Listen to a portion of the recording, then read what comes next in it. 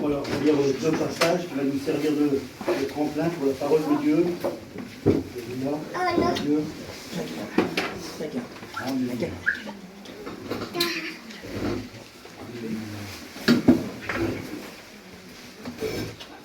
Voilà, ensemble, s'il vous plaît, frères et sœurs. On se trouve dans le livre de 2 Rois, chapitre 4, verset 1er. Il est marqué comme ça: une femme d'entre les femmes des fils des prophètes cria à Élisée en disant: ton serviteur, mon mari, est mort, et tu sais que ton serviteur craignait l'Éternel. Or, le créancier sont venus pour prendre mes 2 enfants et en faire des esclaves. On lit un passage dans le livre de 2 Rois, chapitre 4, et verset 8. Il est dit comme ça: qu'un jour Élisée passait par Sunem, il y avait là une femme de distinction qui le pressa d'accepter à manger, et tous les fois qu'il passait, il se rendait chez elle pour manger. Et elle dit à son mari: voici, je sais que cet homme qui passe toujours chez nous est un saint homme de Dieu. Faisons-lui une petite chambre haute et des murs, et mettons-y pour lui un lit, une table, un siège, un chandelier, afin qu'il se retire quand il viendra chez nous. Élisée étant revenu à Sunem, se retira dans la chambre haute. Alléluia. Voilà, gloire à Dieu, merci Seigneur. Voilà, je vais demander à un frère de prier le Seigneur. Alléluia. Voilà, on va demander à TJ. Seigneur, merci de ta grâce encore. Merci Seigneur parce que tu nous as bénis déjà ce matin. Alléluia. Seigneur, nous avons un moment pour nous d'entendre ta parole, de nous nourrir de cette parole qui vient de toi. Ton serviteur qui est là a besoin de ta grâce, il a besoin de tes forces à toi pour apporter cette parole qui vient du ciel, mais c'est lui que tu as choisi ce matin. Alors Seigneur, donne-lui, Seigneur, à parler avec l'autorité que tu donnes à tous tes serviteurs. Bénis Marcel pour chacun de nous, Seigneur, ce matin. Alléluia. Et à ton sein nom seul reviendra la gloire, Jésus. Merci pour vous, Seigneur. Amen. Amen. Alléluia. Voilà, merci Seigneur. On est bien dans la maison de Dieu. La Bible nous enseigne que vaut mieux passer 1 heure dans les parvis de Dieu que 1000 autres ailleurs. Alléluia. Et les parvis de Dieu, les parvis, c'est le devant du temple. Nous ne sommes pas encore dans la chambre haute aujourd'hui. Aujourd'hui, nous ne sommes pas dans le ciel.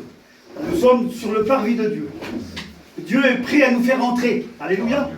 Et ce matin, le plus grand désir de Dieu, là, ce matin, c'est qu'on puisse comprendre la parole de Dieu. Puisse la comprendre, mais aussi qu'on puisse la mettre en pratique. Alléluia. C'est son désir à lui. Il veut que tout le monde parvienne à la connaissance de Dieu. C'est-à-dire qu'il veut nous emmener tous, alléluia, avec lui dans le ciel. Alléluia, gloire à Dieu. Merci Seigneur. Voilà, c'était une époque un petit peu troublée. On va parler un petit peu des prophètes et puis un petit peu de ce qui s'est passé dans ce temps-là, il y a plusieurs centaines d'années. Mais c'est à peu près les mêmes années que nous vivons ensemble. Nous sommes tous munis de la même façon, vous voyez. Nous avons des os, nous avons la chair, nous avons les nerfs, et nous avons le sang. Nous sommes pareils. Nous ne sommes pas exempts des anciens. Alors, c'est une époque un petit peu troublée, que je vous ai parlé là, un petit peu là, au niveau de la parole de Dieu. Ce qui compte, c'est pas que c'est moi qui prêche ce matin, vous avez bien compris, ou que ce n'est pas que les frères qui sont là. Ce qui compte, c'est que lui, il est là ce matin. C'est ça qu'il faut que vous regardiez, frères et sœurs. Il ne faut pas que vous regardiez à l'homme ce matin. L'homme, il est imparfait par lui-même. Il faut qu'il y ait la puissance de Dieu à l'intérieur de son cœur, et puis que la bonne main de Dieu vienne le bénir. Alléluia. Ce matin, j'ai besoin, comme vous, frères et sœurs, alléluia, pas plus ni moins, mais j'ai besoin d'une double onction ce matin. Je vois la vie devant moi qui est très difficile. Je vois le matin, quand je me lève, déjà des pensées de la journée, des choses bizarres dans mon esprit qui se mélangent. Peut-être vous n'en avez pas, vous, mais merci Seigneur, alléluia. Mais ma vie, voilà, elle est faite comme ça. Et je pense, parce que je suis comme vous, frères et sœurs, le même esprit, vous voyez, la même façon de vivre, bien souvent, le même langage, bien souvent. Nous ne sommes pas toujours là à dire des vilaines choses. Ça arrive, peut-être, je ne sais pas. Mais nous sommes là, bien souvent, à exhorter, à édifier, à construire quelque chose. Et c'est ce que Dieu veut, cette matin. Il veut que nous puissions ensemble, frères et sœurs, construire dans la parole de Dieu. Et c'est pour ça qu'il se sert des paroles que nous avons lues ce matin, aujourd'hui, moi j'ai peur, je vous l'avoue, mais je me réconforte parce que je sais que tous les hommes de la terre, quand ils apportent au conseil de Dieu, eh ben ils ont peur. Alors on est tous pareils. Et puis un jour, c'était le frère Jimmy. Hein, je ne prends pas le plus petit, je prends le plus grand. Et puis on devait passer avec les frères, on était étudiants, et on était aux études plutôt, première année, affolés, et on devait passer pour la petite offrande, tu sais, on passait pour la petite offrande, là, puis on était 100 derrière à passer là. Et puis on a passé, puis à un moment donné, on a vu le mollet de Jimmy. C'était pas grave, ça. Pour nous, Jimmy, c'était, voilà. Hein? Comme pour vous, certainement. On a remarqué le mollet à Jimmy. Et le mollet à Jimmy, c'était à lui de prêcher ce matin. Il tremblait comme ça. Il tremblait comme ça. C'est-à-dire que lui, il avait peur, comme moi ce matin. Comme tous les hommes qui vont apporter le conseil de Dieu. Parce que nous ne parlons pas de nos propres éloquences à nous, ou nos méfaits, les faits qu'on a fait, non. On parle de la parole de Dieu. Ce matin, on parle de Dieu, alléluia. Et on veut que ce matin, que cette parole puisse pénétrer nos âmes, frères et sœurs. Nous ne sommes pas venus là ce matin pour nous juger un et l'autre, non. Nous sommes venus là pour nous apporter, nous construire, faire quelque chose ensemble. Gloire à Dieu. Dans le ciel, je m'excuse, moi je ne suis pas le leader, je vous l'avoue. Si je serais le leader, vous m'aimerez tous. Et je ne suis pas le leader, donc il y en a certainement qui ne m'aiment pas. Vous comprenez, comme moi, malgré que, attention, on va aller au-delà des choses. Hein. Et ce matin, je suis comme vous. Je suis un enfant de Dieu. Amen. Et puis je serai avec vous dans le ciel, et puis vous serez avec moi dans le ciel. Amen. On pourra se côtoyer, alléluia. On pourra faire le corps du Christ. Alléluia.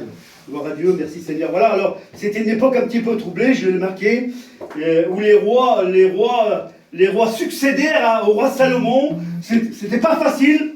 C'était troublé, les gens étaient troublés dans leur cœur, dans leur vie, comme maintenant, frères et sœurs, on est un petit peu troublé des informations, même des choses de certaines églises qui se passent, où on est troublé dans nos cœurs, dans nos vies. Mais comment ça se fait que ça se passe comme ça? Des choses qu'on ne devrait pas écouter, ou voir, ou entendre, je ne sais pas, moi, parler. On est obligé le diable, en ce moment, il joue cette dernière carte, et puis il essaye de nous bourrer le crâne, là, vous voyez, afin qu'on soit un petit peu déstabilisé. Ce matin, Dieu veut nous bénir. Alléluia. À l'époque, ils s'avaient abandonné à l'idolâtrie, et puis d'autres choses que je ne citerai pas, qui ne sont pas cohérentes pour notre vie à nous. Nous, ce matin, on est des enfants de Dieu, et on a besoin de Dieu. Alléluia. Amen. Voilà, il y a le prophète Élie. Je n'ai pas pris le moindre. Élie, c'est Élie. Hein. Alléluia. Élie, l'homme de Dieu formidable. Où il travaillait avec Dieu, où Dieu travaillait avec lui, alléluia. Et il y avait cette convivialité ensemble, vous voyez, quand Dieu disait quelque chose, Élie le faisait. Alléluia. Il s'est permis de combattre 850 faux prophètes, 450 de Baal, ou d'Astarté, je ne me souviens plus, et puis 400 de Baal, ou d'Astarté, un des deux. C'était tous des faux prophètes. Écoutez-moi ce qu'il a fait. L'homme de Dieu, avec la puissance de Dieu, alléluia. Parce que si on n'a pas la puissance de Dieu, je m'excuse, on ne sera pas dans le ciel. Il faut que Dieu nous revêt, vous voyez, de la puissance, alléluia. Il faut que nous ayons de cette double onction dans notre cœur. Il faut que le Saint-Esprit habite notre vie, frère et frère. Ou alors pas de ciel. Il faut que ce matin, il faut qu'on puisse mettre ces paroles dans nos cœurs. C'est vital pour nous, la parole de Dieu. C'est pas un petit livre qu'on lit ou un petit bouquin qu'on trouve de gauche et de droite. Non, c'est la parole de Dieu. Et la Bible dit que la parole de Dieu ne revient jamais à lui sans avoir fait un effet dans nos cœurs. Elle est là pour nous construire, je l'ai dit tout à l'heure. Elle est là pour nous réveiller. Je ne sais pas, moi, peut-être qu'il y en a parmi nous qui ont besoin d'être réveillés. Je ne connais pas vos vies, je ne connais pas tous vos cœurs. Puis moi, vous ne me connaissez pas non plus. Ce matin, je suis là, voilà, parce que c'est moi qui prêche. Autrement, les autres jours, je suis sur la chaise, j'écoute. Puis il m'instruit, alléluia. Alors, Élie, 850 faux prophètes de Baal, il a prié 3 ans et demi parce que Dieu lui avait commandé quelque chose. Il lui a dit, voilà, il n'y aura pas d'eau pendant 3 ans et demi. Il n'y avait pas eu d'eau, il n'y a pas eu d'air, il n'y a rien eu pendant 3 ans et demi. Et au moment donné, quand Élie l'avait décidé, vous voyez, c'est pas n'importe qui, Élie, C'était le prophète de Dieu, alléluia. Quand Élie l'avait décidé, il avait dit à un homme, voilà, monte sur la montagne, monte, mange et bois, car ce grondement annonce la pluie. Déjà, il n'y avait rien du tout, mais lui, il l'avait vu, alléluia. Et bien, quand on est chrétien, frères et sœurs, on a une vision de Dieu, alléluia. On a la vision du Saint-Esprit, la vision du Christ, de voir les choses qui vont arriver. Et ce matin, je ne vais pas vous chanter la messe, il va y arriver de vilaines choses. On marche en direction du mauvais temps. Il y a les mauvais temps qui sont là. Ils s'approchent. Et puis ils veulent nous faire du mal à nous, l'Église. Certes, je préfère le dire tout de suite, certes, nous ne passerons pas par cette grande tribulation. Mais peut-être qu'il y en a parmi nous qui peuvent toucher, je ne sais pas moi. Il faut que Dieu ce matin intervienne, alléluia. Amen.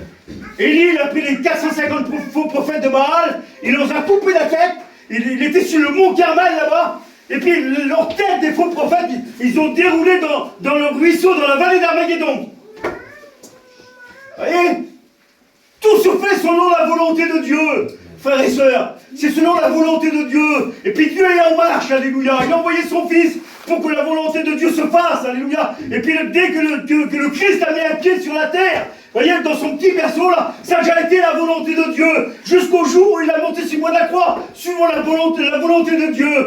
Et là, on est en marche dans la volonté du Christ, alléluia. Amen, amen. C'est la volonté du Christ ce matin, parce que nous sommes là. Et puis devant nous, il y a des choses mauvaises, frères et sœurs. Je regardais les textes de la parole de Dieu parce que j'étais un petit peu troublé dans ce que j'ai vu, ce que je vois. Et il est tard, mais je vais essayer de commenter quelques petites notes, alléluia. Mais j'ai un petit peu troublé. Comment peut un peuple de Dieu, animé du Saint-Esprit, baigné dans les versets, dans les Écritures de Dieu, il n'y avait pas un mot qui se faisait sans que les hommes de Dieu soient là. Sans qu'Élie soit là, il n'y avait rien qui se faisait. Et puis à un moment donné, parce qu'il y a toujours un moment donné dans nos vies, frères et sœurs, il y a ce moment donné où Dieu décide. Je ne sais pas ce qu'il va décider pour toi, mon frère ou ma sœur. Je ne sais pas ce qu'il va décider pour moi ce matin. Dieu peut-être peut décider ce matin, restant même, là, de venir vite m'enlever. Gloire à Dieu. Je dis parce que je prêche, je vis. Je suis imbibé de la présence de Dieu ce matin, moi. C'est des mots que je peux dire parce que je les vis dans mon cœur. Moi, je ne connais pas vos vies, frères et sœurs. On ne veut pas faire de simagrée ce matin. Nous voulons rentrer dans la plénitude de Dieu. C'est le désir de Dieu, ça, frères et sœurs. Le désir de Dieu, alléluia. Il faut que ce matin, que Marcel puisse rentrer dans la maison de Dieu. Alors, je mets mon nom, puis après, vous mettrez votre nom dans votre cœur. Alléluia. Il y a là... Et Élie, puis Dieu le rappelle à lui, il va dire, voilà, je vais t'emmener, je vais t'enlever dans un tourbillon. Dieu va lui parler, puis ce matin, Dieu est capable de nous parler, frères et sœurs. Audiblement, comme il le veut. Et il est Dieu, il est Dieu dans le ciel, il est Dieu sur la terre, il fait ce qu'il veut. Ce matin, lui, il fait ce qu'il veut ce matin pour ta vie. Il fait ce qu'il veut, il veut t'encourager, il veut te fortifier, il veut te bénir. Dommage qu'il y a des manquements. Mais Dieu veut t'encourager. Il voudrait te relever ce matin. Je voudrais dire ce matin que Dieu veut le meilleur pour nous. Amen. C'est pas n'importe quoi, frères et sœurs. Quand on prêche le message de Dieu, frères et sœurs, on est tous chamboulés à l'intérieur de nos vies. C'est pas que des mots. On vit la vie de Dieu, frères et sœurs. Nous sommes rentrés dans l'ère où nous allons connaître la venue du Christ. On est rentrés. Pas besoin de se cacher ou de se voiler la face. Et il y a tous ces mots-là. Il y a un moment donné où Dieu décide quelque chose sur Élie, l'homme de Dieu, pourtant un homme de Dieu formidable, un témoignage formidable. Il a fait des milliers de miracles, des milliers de choses par la main de Dieu, alléluia. C'est accompli à cause d'Élie, alléluia. Et puis voilà, Dieu a décidé autre chose. Il a vu un petit homme là-bas qui est là-bas, il est en train de labourer 12 arpents de terre. Il a 2 bœufs, il a une charrue. Et ce matin, c'est ce que Dieu regarde dans nos cœurs, frères et sœurs. Il regarde dans l'état où nous nous trouvons. Il regarde le travail que nous faisons ce matin. Et puis la terre nous représente un petit peu le monde. Vous voyez, le monde où nous prêchons, où nous travaillons, où nous témoignons, où nous parlons de Dieu, où nous prêchons l'évangile, nous annonçons la mort et la résurrection du Christ, alléluia. Nous annonçons la venue du Christ, alléluia. C'est ce que nous faisons. On est en train de labourer quelque part. Eh ben, le petit homme qui est là, il est en train de labourer. Il laboure le 11e arpent de terre. Je sais pas ce que ça veut dire, moi, un arpent, je n'ai pas calculé, je n'ai pas regardé. Je ne suis pas permis de regarder ce que ça voulait dire. Un arpent de terre, ou c'est plus qu'un hectare, ou moins qu'un hectare. Je ne peux pas vous dire, je ne sais pas ce que c'est. Je sais que cet homme-là, il était en train de travailler. Amen. Il était là, dans le champ de Dieu. Alléluia. Et ce matin, c'est ce que Dieu veut nous voir. Il veut nous voir dans le champ de Dieu. Amen. Écoutez, il est là, il est en train de tirer les bœufs, là. Et puis, certainement que ça devait être un travail acharnant, dur, ouais, accablant, fatigant. Voilà, je le dis parce que c'est moi qui prêche ce matin. Peut-être qu'ils vous l'ont dit, les frères serviteurs de Dieu. Quand je prêche, moi, il faut que je vais dormir après. Parce que je vous le dis, pour moi, c'est arrachant. C'est accablant. J'ai plus la force. C'est comme si vous avez fait 30 km à pied en courant. Et c'est les statistiques, en fait, c'est les statistiques médicales qui le disent. Hein, les anciens, quand on a étudié, on l'apprend aussi. Hein. C'est comme si on a fait 20 ou 30 km en marchant, celui qui prêche 15 minutes. Alors, imaginez-vous. Alors ce matin, nous, on va prêcher un peu plus de 15 minutes, je ne sais pas, parce que le temps ne compte pas avec Dieu. Et puis, il est en train de travailler, il a d'arrache-pied, là. Et puis, à un moment donné, il y a Élie qui passe. Vous voyez? Il y a Élie, l'homme de Dieu, alléluia. Et puis, il va lui dire quelque chose. Il va lui dire ces choses-là. Alléluia. Vous voyez?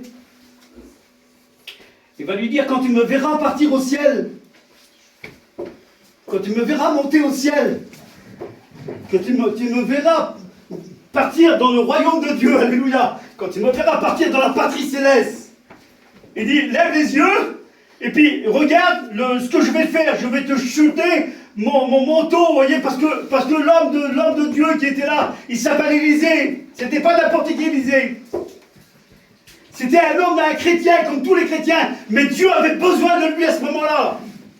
Comme toi, Dieu a besoin de toi. Je ne sais pas pourquoi faire, je n'appelle pas ça, je ne vous appelle pas à prêcher l'évangile, moi. Je ne vous appelle pas à vous lever pour servir le Seigneur, non. Je vous appelle pour continuer, alléluia. À continuer le travail que Dieu a commencé dans nos cœurs, frères et sœurs.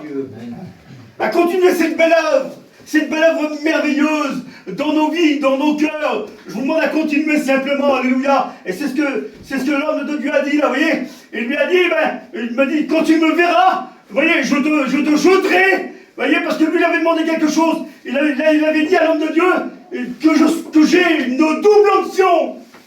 Vous voyez, parce que c'est chez nous, frères et sœurs, on est le peuple de voyageurs. On fait un petit peu ce qu'on veut, on pense ce qu'on veut, on agit comme on veut. C'est pas selon la parole de Dieu, ça. C'est d'établir la parole de Dieu dans nos cœurs, de faire ce qu'on veut. Quand la parole de Dieu elle est rentrée dans nos cœurs, on fait ce que la parole de Dieu désire. Alléluia. Sans autre chose. Lui, il voulait une double onction. Ce matin, frères et sœurs, je voudrais que cette salle, ces petites salles, sans crier trop fort, parce que je sais que le gars, je vais crier. Vous voyez? Et puis, je voudrais que nous, ce matin, on soit animés de cette double onction, alléluia. La double onction du Saint-Esprit qui vient nous inonder, frères et sœurs. Puis matin, on a le droit de parler au Saint-Esprit, alléluia, parce qu'il est là, il est à notre écoute ce matin.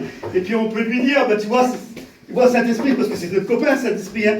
Moi je parle des milliers de fois, comme mes frères, comme mes sœurs. Je parle des milliers de fois au Saint-Esprit. Merci Saint-Esprit, parce que tu m'as gardé, tu m'as conduit, alléluia. Le Saint-Esprit nous garde, il nous conduit, il nous dirige, frères et sœurs. Il nous dirige en toute la vérité. Et puis ce matin, nous avons besoin de cette double onction-là.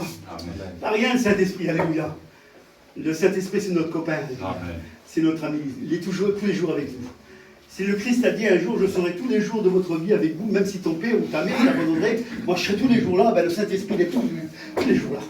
Tous les jours là, tous les jours. Quand ça va bien, alléluia, quand on est joyeux, quand on rigole, quand on est émerveillé de tout ce qui se passe autour de nous, quand nos foyers vont bien, quand nos enfants vont bien, quand notre compagne vont bien, nos compagnons vont bien, et puis qu'on est ensemble dans l'ambiance spirituelle, parce que ça arrive, frères et sœurs, d'église qui est ensemble dans l'ambiance spirituelle.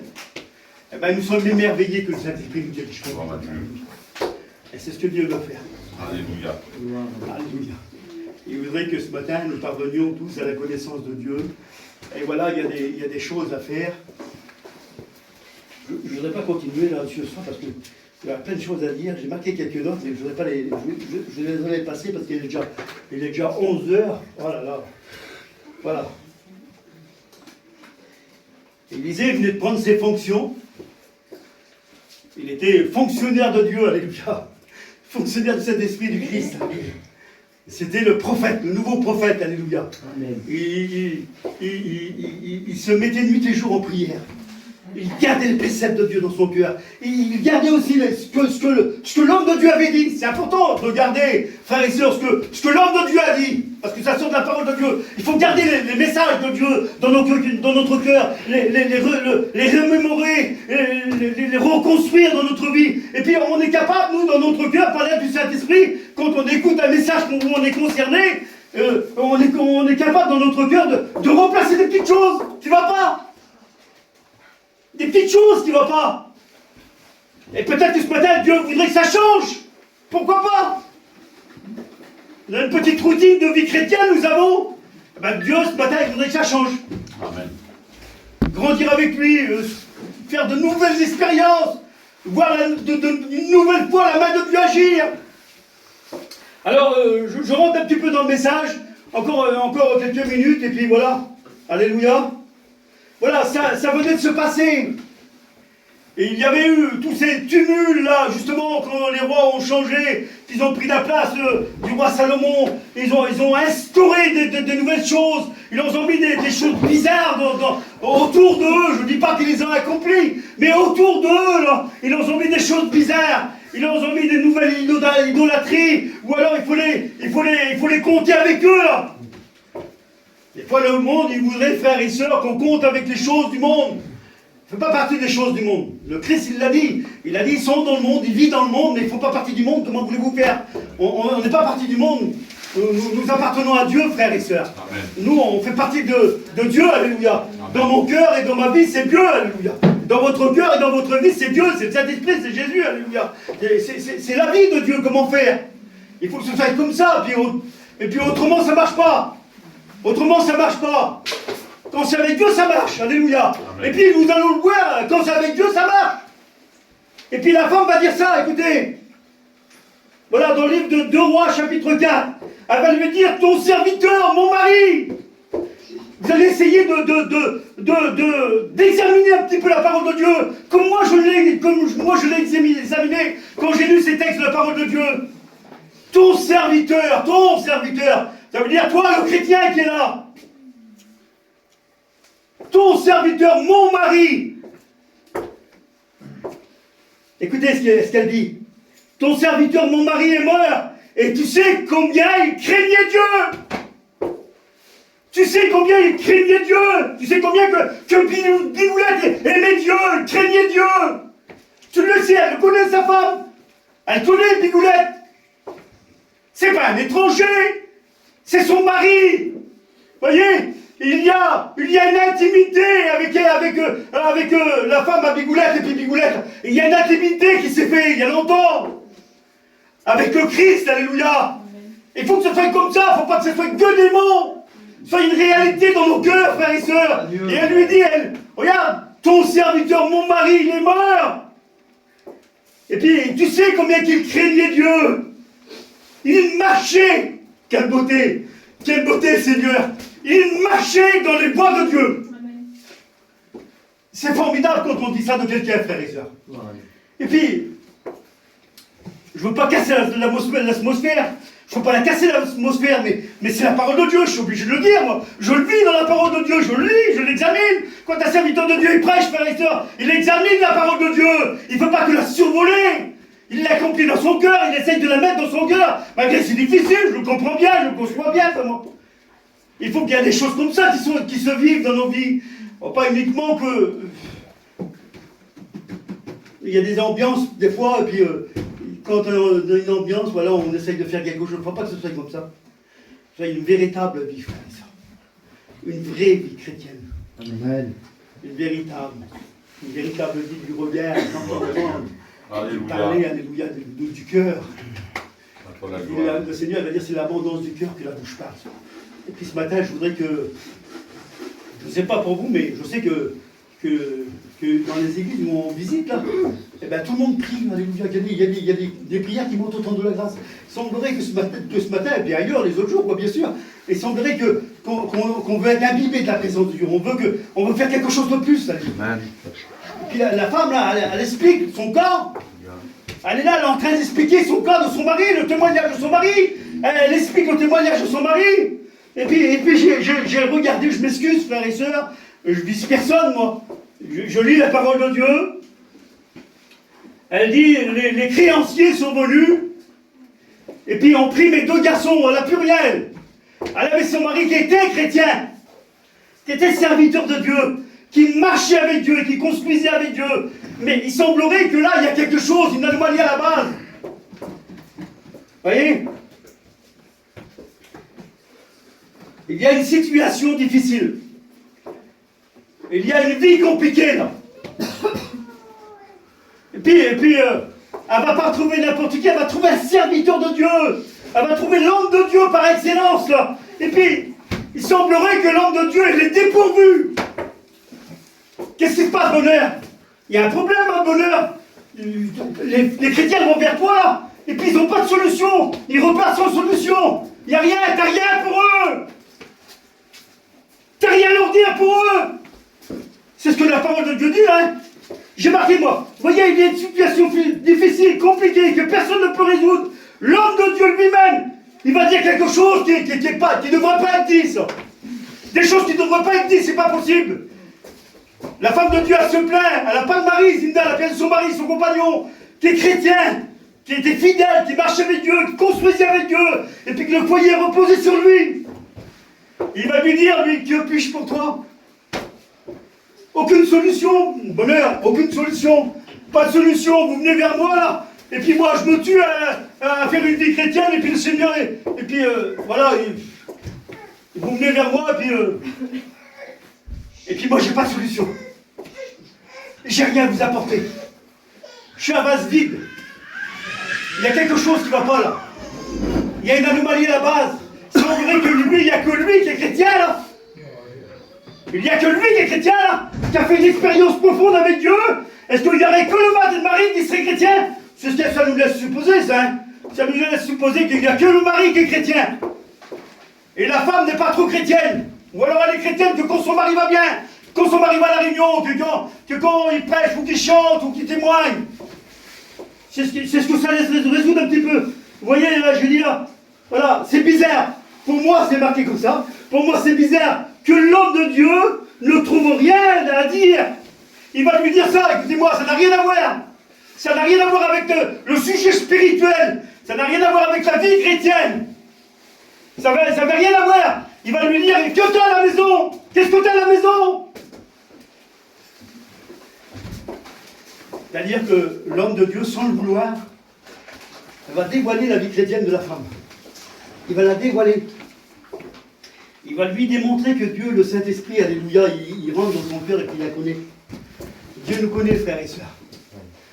On n'a pas besoin d'ouvrir la bouche et puis de parler pendant 107 ans. Le Seigneur, il connaît tout. Il est dit qu'il sonde nos cœurs et nos reins. Il lit dans nos cœurs comme dans un livre ouvert. Là, il la lit dans le cœur de la femme qui est là. Il l'a regardée. Lui, l'homme de Dieu, il ne sait pas qu'il faut dire ça, mais Dieu, par le Saint-Esprit, il met des mots dans le cœur des serviteurs et des chrétiens afin que s'accomplisse son œuvre. Alléluia. Il va lui dire, qu'as-tu à la maison? Et puis la femme, elle va répondre, je vous donne en mille devant Dieu. Elle va dire, j'ai rien. Voilà. Elle est dévoilée. Voilà, elle est dévoilée. Et des fois, le Saint-Esprit, frères et sœurs, là c'est marqué, je parle à une femme, mais parle à l'église, à nous, ce matin. On n'est pas exempt, les portes sont fermées, là. C'est pas dehors, qui parle pas pour dehors, le Seigneur, il parle pour notre bien, nous, frères et sœurs. Et puis, on est capable de dire, Seigneur, ben, une fois qu'on a fait des éloges de notre compagnon ou de notre compagne, alors qu'on a dit aux autres, ah là-bas, lui, là-bas, les chrétiens terribles, lui, c'est un serviteur de Dieu, l'autre, c'est une chrétienne terrible, elle chante une merveille, et puis le Seigneur est capable de dévoiler dans nos cœurs la véritable vie. La véritable vie, frères et sœurs. Il faut une véritable vie dans nos cœurs. Il faut cette véritable vie chrétienne, alléluia. Vous voyez, avec des constructions à l'intérieur de nos cœurs, frères et sœurs. Il faut que ce soit vrai, Seigneur, alléluia. il faut que... Voilà, je ne voulais pas continuer sur cette petite lecture, mais je ne voudrais pas la laisser comme ça non plus. Je sais que Dieu a la solution. Amen. Vous voyez, il lui a dit qu'il y a tué à la maison, lui il n'a pas de solution, c'est bizarre, il ne répond rien, il ne peut rien faire. Je vous avoue que les chrétiens, les serviteurs de Dieu, ils n'ont pas les moyens pour nous et pour vous. On ne peut rien faire, nous. On prêche la parole de Dieu, et puis quand il y a un malade qui vient, on prie pour lui, mais on ne peut rien faire. Il faut que c'est lui qui se dérange. Alléluia. Il faut que c'est lui qui intervient dans nos cœurs, dans nos vies, à l'intérieur de nos âmes, alléluia. Il faut que ce soit la véritable vie chrétienne, c'est lui qui guérit, alléluia, qui bénit, frères et sœurs. Autrement, on restera toujours malade. On restera toujours inutile là, sur la terre. Et puis, elle va lui dire, il n'y a rien du tout.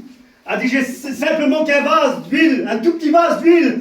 Il y a des années que tu es chrétien, tu es chrétienne. Normalement, il devrait avoir de l'huile, comment qu'on sent en abondance, alléluia. Depuis des années qu'on est chrétien, même qu'on a passé par des problèmes, même que ça n'a pas été toujours rose, normalement, on devrait avoir des vases d'huile grosses comme ça. Ça devrait déborder, là. Il va dire un petit peu comme de Dieu, il va dire, ma coupe déborde, comme de Dieu va dire. Voyez, ou alors l'homme qui va marcher, qui va descendre, je l'ai dit l'autre jour, la rencontre de serviteurs, je crois j'avais dit ça. Vous voyez, il va dire, lui, c'est comme la rosée divine là, qui descend comme l'huile des hameaux, qui descend un petit peu sur ses cheveux, sur sa barbe, qui descend un petit peu sur ses vêtements. Et puis quand il marche, il y a des traces. Frères et sœurs, je m'excuse, frères et sœurs, alléluia. Quand on est chrétien, il y a des traces.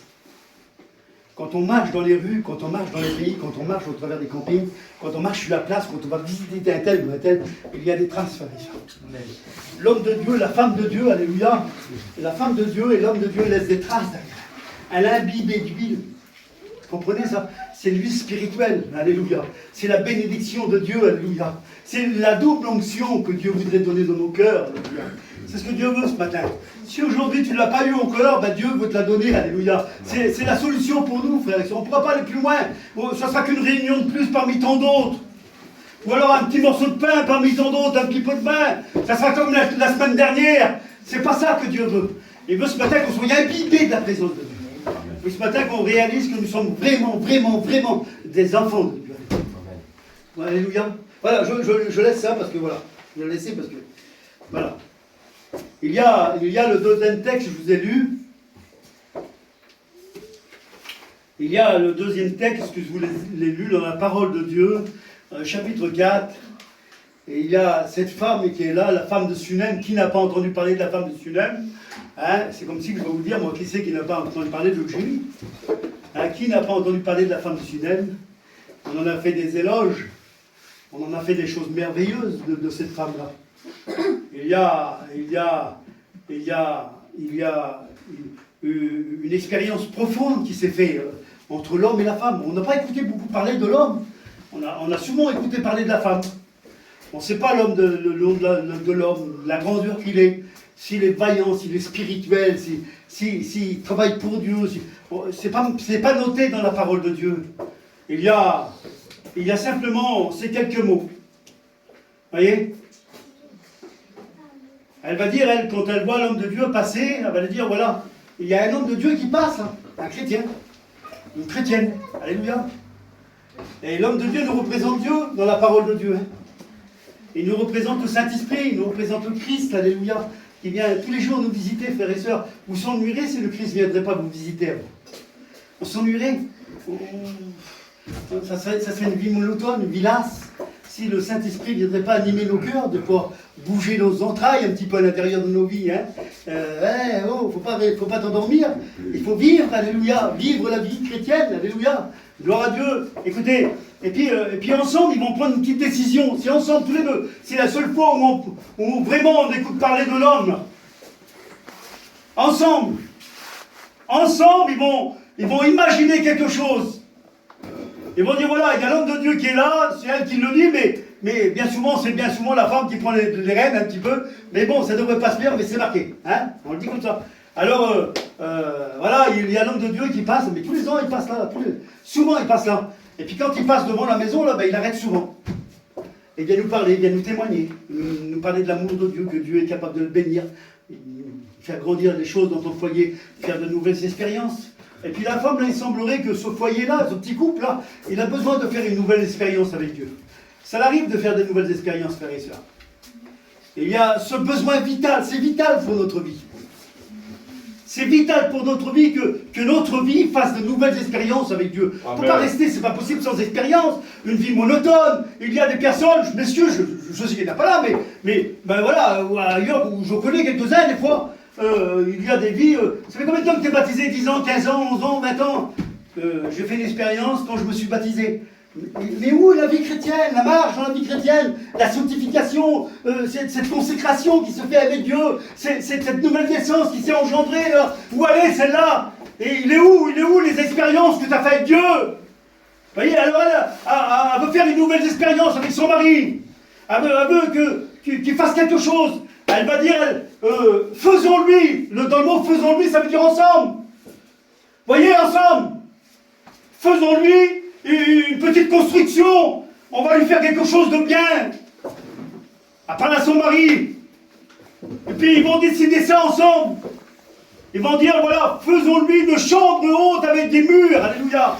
Et quelques mots sur la chambre, quelques mots sur les choses qui sont utiles dans notre vie, frères et sœurs. Il y a des choses qui sont utiles dans notre vie. Il y a peut-être ce désir que vous avez eu, vous, il y a des années en arrière. Faisons-lui ensemble, avec ton mari, avec ta compagne, avec tes enfants. Faisons-lui une petite chambre haute, avec des grands murs. Vous voyez, au niveau de la vision. Quand on est haut, là-bas, on a une bonne vision. On n'est pas embrouillé par les choses de la terre, ou les choses de la vie, ou les arbres avec leurs feuilles qui nous cachent la vision de Dieu. Tu avais cette bonne vision de Dieu, là. Il y a eu cette bonne vision quand tu as commencé. Tu as commencé cette vie chrétienne, alléluia. Et puis, il y a eu ce bon désir, là. On va lui faire une bonne chambre haute, quelque chose de bien. Ou quand il vient venir, il va pouvoir se reposer. Bah oui, frères et sœurs, une chambre haute, c'est la sécurité. On est capable de voir les ennemis venir de loin. On est capable de voir des choses mauvaises qui viennent de loin, là-bas. Quand on est dans la spiritualité, quand on est dans la chambre haute, quand on est sur les hauteurs avec Dieu, alléluia.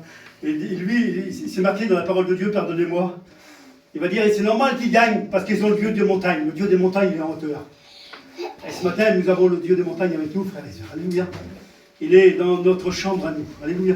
Et la chambre haute, elle nous représente un petit peu, cette chambre-là qu'ils font, là, ça nous représente plutôt la chambre haute. Vous comprenez la chambre haute dans le livre des Actes des Apôtres, où là, ils ont reçu le baptême du Saint-Esprit. Et vous voyez, il y a cette convivialité. Il y a ce sentiment d'être protégé par Dieu. Et puis que Dieu bénit, alléluia. Dieu les a bénis, ils étaient au nombre de 120. Les 120 ont reçu le baptême du Saint-Esprit. Ce matin, on est capable de recevoir la bénédiction de Dieu. Amen. Si nous le voulons vraiment dans nos cœurs, dans cette chambre haute, je ne veux pas m'éterniser là-dessus, parce que j'ai 2-3 petites choses à dire sur encore un petit point ou deux. Il est dit dans la chambre, on a besoin de se reposer. Quand il viendra, il va venir et il va se reposer. C'est bien de se reposer un petit peu. De rester dans la spiritualité. D'enlever les brouhahas de la terre, de la vie, des autres autour de toi, là, qui parlent, qui n'arrêtent plus de causer pour rien du tout, pour rien dire. Vous voyez, te reposer dans la présence de Dieu. Alléluia. C'est important, frères et sœurs. C'est tellement important dans notre vie chrétienne, ça, qui nous va dans notre salut, alléluia. Imaginez-vous, on est toujours sur le 400 volts, 4000 volts, là, alors qu'on court là, on court là, on court là, on court là, on court là. Il n'y a pas de moment spirituel avec Dieu. Il y a eu un moment où Dieu s'est reposé, frères et sœurs. Vous pourrez le lire dans le livre de la Genèse, chapitre 22. Il dit, il travaillait pendant 6 jours, et le 7e jour, il fait quoi, les frères? Il se reposa, alléluia. Il y a des moments dans notre vie spirituelle où il faut nous reposer en Dieu. Amen. Pas toujours compter sur les forces. Les forces à nous elles diminuent. Mais Dieu, il reste fort, alléluia. Pourtant, il est Dieu, il se reposa, alléluia. Il faut qu'on se repose avec Dieu, alléluia. Dans cette chambre, alléluia, il y a l'intimité. Vous voyez, moi, je prie avec ma femme, comme vous faites, les frères et sœurs. J'étais en train de prier avec mon petit il y a quelques jours en arrière par téléphone. Ça m'arrive de prier. Je n'ai pas l'habitude de prier avec mon petit stade. Voilà. Pas chrétien, lui, en plus. Je suis un petit peu gêné, des fois. On a des gros enfants, mais non. C'est vrai, Tony. On a des enfants, moi, j'ai un enfant, il a 43 ans, 44 ans, c'est ça qui est là. les grands-enfants, il y a moins d'intimité. Je peux dire des choses à ma femme, ou à ma petite Cindy, là, qui est toujours chrétienne. Je peux lui dire des choses que je n'irai pas à mes autres enfants. Voilà. Il y a cette intimité. Il y a des choses que je dis dans ma prière quand je suis intime avec lui, quand je suis dans mon lit, ou pas besoin de crier à haute voix, haute. Quand je mis mon lacet de ma chaussure là, et puis je m'assieds sur mon petit cousin là, je termine de me raser tout propre. Je me prie avec Dieu, je lui dis des choses intimes. Ils sont intimes, c'est entre lui et moi, personne d'autre. Dans la chambre, là. Dans cette chambre-là, il y a une bénédiction qui se fait. Frères et sœurs, dans cette chambre-là, dans l'intimité, Dieu me commande pour la journée, ce que je dois faire, ce que je ne dois pas faire. Donc tous les chrétiens, c'est comme ça. Tous les serviteurs, c'est comme ça, frères et sœurs. Nous avons cette intimité avec Dieu, il faut que ça soit dans cette chambre, alléluia. Alors, je coupe net, et ils vont dire ensemble, c'est toujours ensemble qu'ils vont dire ça. Il y a un bon départ, là, frères et sœurs. Il y a ce départ où ils ont vu l'homme de Dieu, là, puis ils ont eu ce désir d'accepter Dieu dans leur cœur et de le faire venir chez eux. C'est ce que vous avez eu, ouais. On a eu tout ça, nous, on a fait venir chez nous l'homme de Dieu, le pasteur par excellence. Il est rentré dans nos cœurs, dans nos vies, alléluia. On lui a construit quelque chose à l'intérieur de nos cœurs, parce que vous avez bien compris que la chambre haute, frères et sœurs, c'est notre cœur. Hein. Vous l'avez bien compris. Hein. C'est pas la maison d'à côté du voisin. La maison du voisin, ça va aller 2 jours, 3 jours, puis le 4e jour, on va se battre ensemble. Non, notre chambre, nous, haute, c'est l'intérieur de nos vies, frères et sœurs. C'est notre cœur, alléluia. Il faut que ça marche comme ça. Et puis, ils vont dire ensemble, ils vont dire, voilà, dans la petite chambre haute, là, il y a trop de choses qui sont vieilles, il faudrait changer. Et peut-être qu'à l'intérieur de nos cœurs, frères et sœurs, il y a des choses qu'il faut changer. Dans le livre d'Ézéchiel, livre d'Ézéchiel, il est dit aujourd'hui les choses vont changer. C'est marqué dans la parole de Dieu, pourquoi qu'on ne l'établirait pas pour nous? Il y a des choses dans notre chambre haute où c'est du vieux. Il y a 8 ans, j'ai fait l'expérience dans la chambre haute. Il y a 8 ans, j'ai prié Dieu, le Saint-Esprit, le ciel s'est ouvert. Il y a 8 ans, il y a 10 ans. Il y a des choses qu'il faut qu'ils changent, frères et sœurs. Et puis là, ils vont dire, ben voilà, on va établir quelque chose de nouveau. On va lui mettre une table. Je me suis dit, ce coup, Seigneur, pourquoi je prêchais le message là? Une chambre, une table, c'est pas grave, c'est une table, c'est ce que c'est qu'une table, moi. Oui, mais une table, ça a une importance capitale, frères et sœurs, dans un foyer. Une table, ça a une importance capitale dans la maison de Dieu. C'est capital. C'est vital même, une table. Une table, c'est là que le manger vient. La nourriture, elle vient. La femme, elle la dépose sur la table. Alléluia. Sur la table, il y a cette convivialité un jour. Si tu m'habilles, Bigoulette, eh bien, je serai avec toi, je mangerai avec toi. On sera intimes tous les deux. On pourra se dire des choses que les autres n'ont pas besoin d'écouter. Vous voyez, c'est important, une table, frères et sœurs. Une table, c'est vital, j'ai marqué ici là. Symbole de nourriture, symbole de bénédiction et de communion. Le fait de dresser une table, c'était un signe de partage, frères et sœurs. Imaginez-vous, tu sais qu'une table, c'est pas une table à planche avec 4 pieds. Et les tables à pieds de piche qu'on a échillées dans le temps. Pas ça. Petite table, c'était. Alléluia. La table de Dieu, alléluia. Que ce soit cette table-là qui soit dans notre maison. Si on change quelque chose, si on change nos meubles, les vieux meubles là, qui sont beaux achetés d'ailleurs, là, qui ont resté pendant des années sans bénédiction, sans parler en langue, sans avoir de prophétie, sans pleurer sur notre vie, il faut les changer, frères et sœurs. C'est des vieilles tables qui sont pourries, ça. Il faut la table de Dieu, alléluia. Amen. Écoutez, la table dans la Bible a toujours été un lieu de présence. Une table qu'il n'y a personne autour, c'est pas une table. C'est pas la bénédiction, Bigoula, tu comprends ça? C'est pas une bénédiction quand il y a une table, il n'y a personne autour. Quand il y a une table, il y a du manger dessus et qu'il y a des personnes autour. Ça, c'est la bénédiction, frère.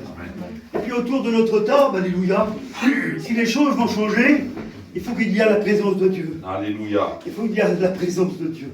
Il faut qu'il y ait le Saint-Esprit, il faut qu'il y ait Dieu autour de nous, alléluia. Et il est dit comme ça. Il y a toujours un lieu de présence. C'est un lieu de paix où règne l'harmonie. Bien sûr, on est autour d'une table, on ne va pas se battre. Autour d'une table, on essaye de manger, de dire des expériences. On le fait souvent quand on invite quelqu'un à la salle, et puis les frères serviteurs de Dieu et chrétiens, et puis des fois, quand l'homme de Dieu il reste quelques temps un peu plus longtemps, eh ben, des petits mots d'expérience, des petits mots de bénédiction que lui il a apportés ailleurs, comment ça nous encourage? Comment ça nous fortifie dans nos cœurs? C'est vrai, bonheur. Comment c'est bon, alléluia. Écoutez, la table, la bonté, c'est la bonté, c'est aussi la réconciliation. Autour d'une table, frères et sœurs. Je l'ai marqué parce que je l'ai vécu.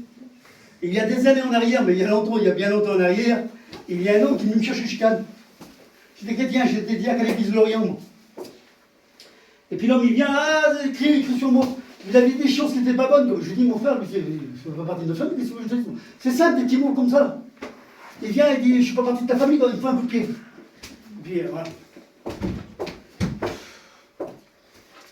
Ouais.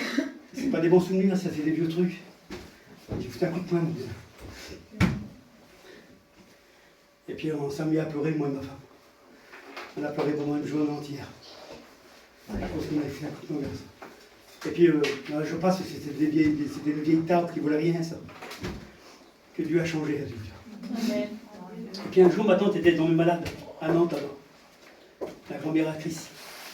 Elle a tombé malade, et puis je me promenais sur la place. Avec Firmin. Tiens, Firmin est là. Hein, Firmin? Tu te rappelles, hein? Allez, on était tous les deux avec Firmin, on faisait le tour de la place, et puis il y avait un homme et une femme qui étaient là. Et bien sûr, l'homme, il ne veut pas me parler, l'homme, il est en guerre avec moi. Mais bon, il y a quelques années qui s'était passé.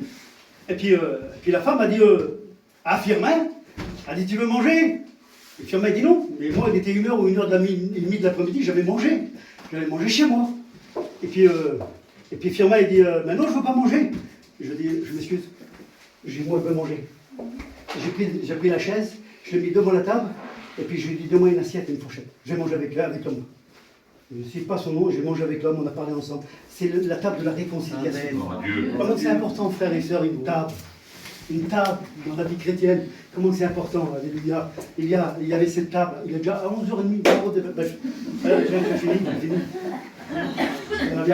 Isabelle, quel dommage. Quel dommage, devant Dieu, quel dommage. Allez, encore 5 minutes. Amen. Allez, je dis un petit mot sur la chaise, juste un petit mot sur la chaise.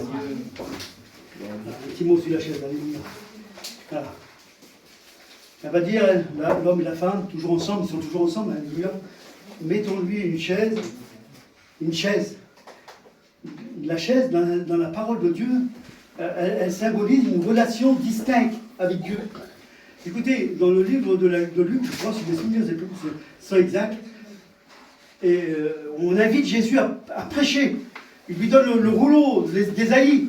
Il lui donne le rouleau dans les mains, là, et puis il va monter dans la chambre haute, là, et dans le temple, là, et puis il va prêcher l'évangile avec le rouleau dans les mains, là. Et puis une fois qu'il a terminé pendant son allocution, pendant peut-être une demi-heure, 1 heure, je ne sais pas combien de temps, il va prendre le rouleau, là, et puis il va le donner au serviteur qui est là. Il va le donner au serviteur. Et vous savez ce qu'il va faire le Christ, parce que c'est le Christ qui le fait. Il n'y a jamais eu un homme qui l'a fait. Et puis il n'y en aura jamais d'autre, tant que Christ ne reviendra pas. Et il donne le rouleau au serviteur, et puis vous savez ce qu'il fait? Vous le donne en mille, il y a une chaise qui est là. Il n'y a jamais personne qui s'assit dessus. Jamais personne ne s'assit sur la chaise. Là. Jamais, elle est là parce que ça symbolise le Christ. Vous savez ce qu'il a fait? Il s'est assis sur la chaise. Il est dit comme ça que tous les regards de l'assemblée, tous les regards du temple, qui soient les sacrificateurs, les prophètes, tout ce que vous voulez, tous les hommes de Dieu, toutes les femmes de Dieu, toutes les femmes qui sont dedans, là, ils ont levé les regards sur lui, parce que ça s'était jamais fait. Le Christ est assis sur la chaise. L'homme de Dieu va dire ces choses-là. Quand on le met sur une chaise, côte à côte, comme ça symbolise la rapport de la coche. On est intime avec lui. Il va dire, m'approcher de Dieu, c'est mon but. Et quand on prend notre chaise et qu'on s'approche de Dieu, frère et sœur, comment c'est bon. Amen. Il y a un petit, je ne termine pas parce qu'il y a plein de choses à dire sur la chaise, plus que sur la table certainement. Écoutez, j'ai écouté Manix. Tu l'as écouté? Mon sauveur. Écoutez-le. Il est sur YouTube. Il parle de la chaise vide. Tu l'as écouté, hein? La chaise vide. Et Digola, il dit Manix, il dit, ah, la chaise vide. Et puis, il va dire, voilà, il y a une sœur qui est dans l'église de Vergagé, elle va appeler son pasteur, et puis elle va lui dire, voilà, pasteur, mon père, il est malade, grave, il venait prier pour lui. Ça fait que le pasteur, un jour, vient, il ouvre la porte, et puis quand il ouvre la porte, il voit l'homme, là, il avait les têtes d'oreiller un petit peu relevées, comme ça, les têtes d'oreiller relevées, et puis il lui dit, ah bonjour monsieur. Il dit, vous m'attendiez? Parce qu'il y avait une chaise vide à côté de lui. Il dit, non, le Bajo. Il dit, non, je ne vous attendais pas. Ah, il dit, je pensais que vous m'attendiez parce que je voyais cette chaise. Puis le Bajo va dire, ah, la chaise. Il va dire, veuillez fermer la porte, s'il vous plaît. Et le pasteur, il lui dit comme ça, le pasteur, un petit peu gêné, va fermer la porte. Et puis le vieux Bajo, qui s'appelle Jean, va lui dire, voilà, pendant des années, je n'osais pas élever la voix, prier le Seigneur. J'ai écouté le message de Dieu, comme tout le monde le fait. J'ai écouté le pasteur prêcher, mais dit, prier, je n'y arrivais pas. Ça fait qu'un jour, mon ami qui est venu, il m'a raconté cette petite expérience. Il a dit, écoute, mets une petite chaise vide à côté de toi. Et puis imagine-toi que sur cette chaise est assis le Christ. Ça fait que, il dit, je l'ai fait. Il dit, il ne faudrait pas le dire à ma fille parce qu'elle peut me faire entrer dans la maison de fou. Imaginez-vous la chose ce qu'il dit. Il dit, ça fait que pendant des années, j'ai prié Dieu, j'ai aimé prier Dieu. Puis maintenant, je passe quelques heures avec le Seigneur. Il dit, en priant le Seigneur. Pendant quelques heures, je prie le Seigneur. Il dit, voilà, le pasteur, il dit c'est bien, c'est ce que vous faites, c'est ce que devraient tout faire tous les chrétiens en fait. Et puis il a prié pour lui, il lui a imposé les mains, il lui a fait l'onction d'huile, puis il est reparti, le Bajo, le pasteur. Et puis 2 jours après, il est dit comme ça, que le téléphone a sonné, et puis que c'est la fille du Bajo qui donnait des nouvelles de son père. Et puis le pasteur, il va lui dire, comment il va votre père? Il va dire, mon père, il est parti monsieur. Mon père, il est décédé. Ah, il dit lui, est-ce qu'il est parti en paix? Il dit, je vais vous dire. Il dit, il est parti, il m'a parlé, il m'a embrassé, il m'a souri, il dit, il est parti. Il dit, par contre, il y a quelque chose d'étrange qui s'est fait. C'est pas étrange que le Seigneur vienne nous visiter. C'est certainement pas étrange que le Saint-Esprit vienne nous visiter, nous réconforter. C'est pas étrange du tout.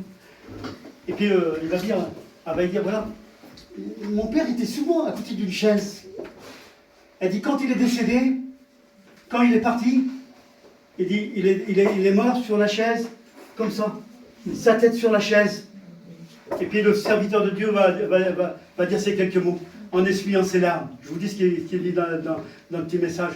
Quand il essuyait ses larmes, il a dit, je voudrais que tous les chrétiens partent de cette manière. Alléluia. La chaise, c'est une expérience capitale avec Dieu, frères et sœurs. C'est l'intimité vraiment avec Dieu. Alléluia. Alléluia. Alors, je dirais ces mots-là afin de vous encourager. Tant pis si je prends 2 minutes de plus. Peut-être que dans nos chrétiens, même nos serviteurs, je suis pareil que vous, moi. Peut-être qu'on a remplacé ces choses-là. Cette bénédiction, on l'a remplacée pour autre chose. On a remplacé par la colère, on a remplacé par des choses mauvaises, alors que ça ne devrait pas être dans notre vie chrétienne. Peut-être que sur la table, à la place d'une assiette, il y a autre chose. À la place de cette communion, il y a autre chose. Et Dieu voudrait ce matin, je vous l'avoue devant Dieu, que Dieu voudrait ce matin recommencer. Il faudrait que ça change dans nos cœurs. Je me fais avec vous, moi. Je suis concerné par la parole de Dieu. Je le dis devant Dieu. Je suis concerné à 1000%. Il faudrait que ça change dans nos cœurs. Alléluia. Et puis Dieu nous dit que les choses vont changer. Amen. Alors si les choses vont changer, je prends la parole de Dieu en vérité, moi. Seigneur, c'est pour moi ça, oui Seigneur. C'est pour toi, Marcel. Amen. Il faut que ça change dans ton cœur. Il faut que ça change dans ta vie. Il ne faut pas que tu sois toujours pareil qu'avant. Il faut des nouvelles choses dans ton cœur. Des choses animées du Saint-Esprit. Tu es relevé par la puissance de Dieu. Alléluia. On prie le Seigneur. Alléluia. Voilà, je vais demander à frère de prier le Seigneur. On a dit Christ de prier le Seigneur. Alléluia.